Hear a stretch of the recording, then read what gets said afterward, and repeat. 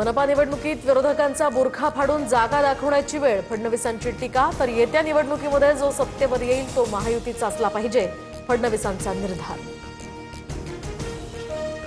बिहार निवडणुकीच्या निकालानंतर उद्धव ठाकरेंचा एनडीएला खोचक टोला. सिकंदर बनण्याचा राज अजून कुणीही समजू शकलेलं नाही. जो जीता वही सिकंदर या फडणवीसांच्या वक्तव्यावर ठाकरेंचा पलटवार.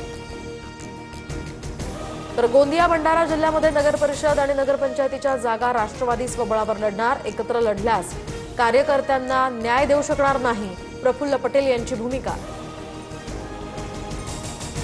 सुनील तटकरेंनी भाजपसोबत युती करून नीतिमत्ता घालवली. महाड नगर परिषदेमध्ये शिवसेनेचा एकला चलोरेचा नारा. मंत्री भरत गोगावले यांची माहिती. माझ्यावर अत्यंत अश्लाघ्य शब्दात टीका, म्हणूनच भाजपसोबत युतीचा निर्णय. सुनील तटकरेंचा शिवसेना नेत्यांवर रोख.